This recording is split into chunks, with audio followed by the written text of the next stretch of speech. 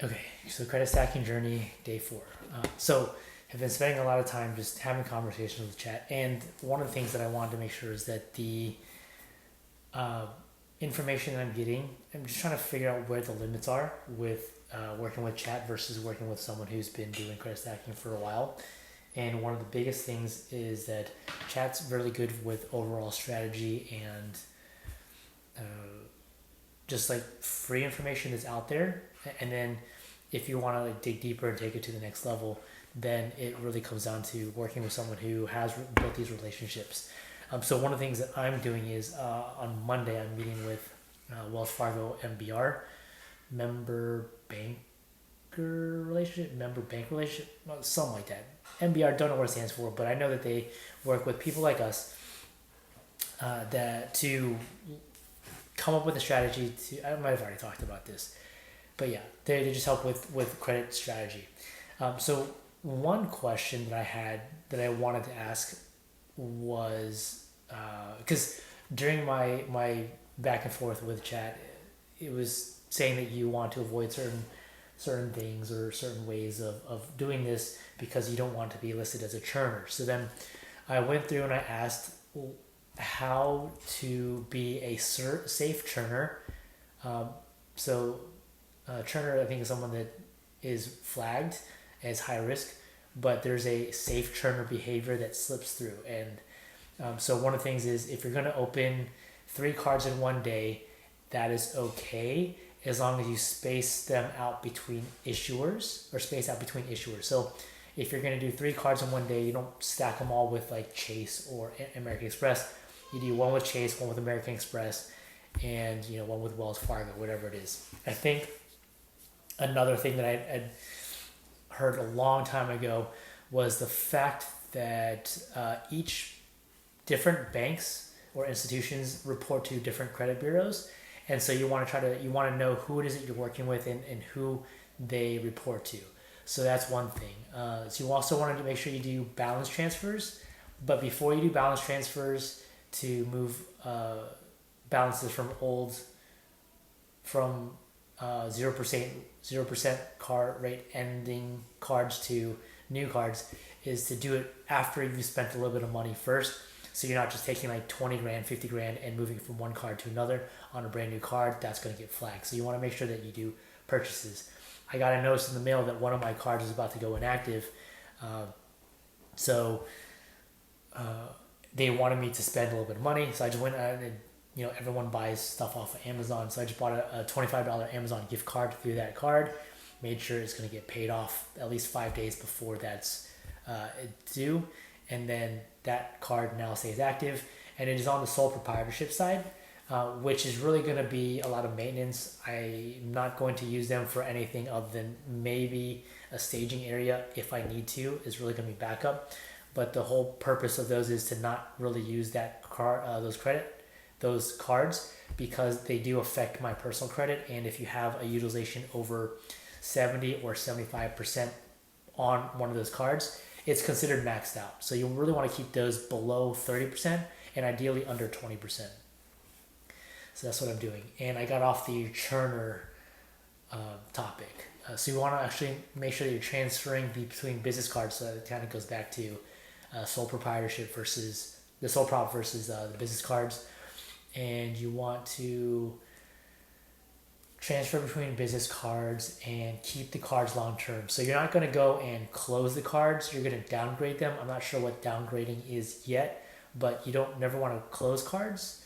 I think you want to either merge them or reallocate credit limits. So if you have 2 $30,000 cards and you want to move it all into one card, you take 29,000 and you move it over to one, and you still leave 1,000 there. So that's one thing. I also noticed or had heard that, so that's all the safe churner behavior. When and how to merge. So not all card issuers will allow you to merge cards, and it's actually better if you don't merge cards depending on which company you're using. So for American Express and Chase, you can merge those. So for American Express, you have to chat or call. And then for Chase, you can do a limit transfer. which I've done plenty of times. Bank of America, you cannot, not ideal to merge, but you can reallocate. Basically, what you do, like I guess it's a limit transfer. I haven't done that yet. And one of the things I try to do is merge business cards with personal cards. You can't do that. Capital One typically will not allow you to merge. And then for Wells Fargo, it has very limited merge options, and actually it says to avoid merging. High scrutiny, better to keep old cards for aging. And then US Bank, FNBO, and others, it's rare or manual only. I don't know what that part is yet. So my goal is really to focus on American Express and Chase because those have merge options. So I'm not left with a stack of 1,000 cards where I have to keep track of everything and buy 1,000 different Amazon gift cards. One of the other things that I looked into was applications. So because I am doing this across 7 different entities, it's going to be an extremely time-consuming task. I'm looking for ways to minimize that. But what I'm doing is I'm putting everything on a schedule. So my Tennessee LLC is what I'm going to start with first, and I'm going to wait until I meet with my MBR on Monday before I do that. Before I do anything with that. But yeah, so I'm going to apply for 3 cards. I think 2 through American Express, which chat says is okay. I'm going to confirm that. And then 1 through Chase. So once I get those done, then I put those dates in as date opened. And then for American Express, I have intro rate for usually 12 months. I need to come up with, I thought I had a table. Okay, American Express. So you can do 2, you can apply for 2 cards every 90 days. That's including charge and credit combined. Not sure what that means. But then you can do a credit limit every 6 months. And then for Chase, you can do 2 cards every 30 days. And then you can do a credit limit increase every 6 months. So those are the ones I'm going to focus on. And I'll probably do Wells Fargo just because I have such a long relationship with them. Long history with them. So it's 1 card every 6 months with a credit limit increase every 6 months. So, Chase has credit limit increases. Those are hard pulls. Amex has credit limit increases. Those are soft pulls. And Wells Fargo has hard pulls for credit limit increases. So I have this really unorganized spreadsheet that has all this information on here. But it's really good to understand how each vendor works and really understanding the spacing because, again, you don't want to get flagged as a churner where you're applying for too many cards at once across multiple institutions. You're opening and closing cards within 12 months. You're requesting credit limit increases too frequently. You are doing frequent balance transfers with no spending.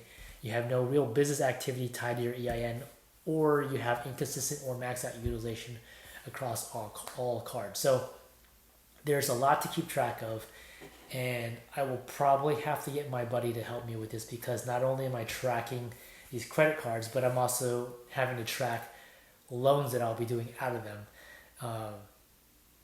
And it's going to be, and then if loans go long, which sometimes they do, you're going to have to know where to put them, where to move the balance transfer, where to do the balance transfers, the destination and all that. So this is going to be a huge undertaking.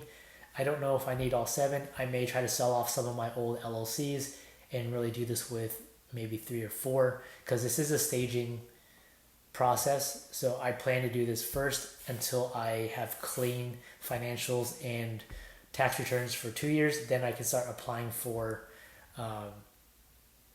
actual lines of credit. So that is my plan, at least for now, until I realize that I don't really know what it is I'm doing. So hopefully this is helpful.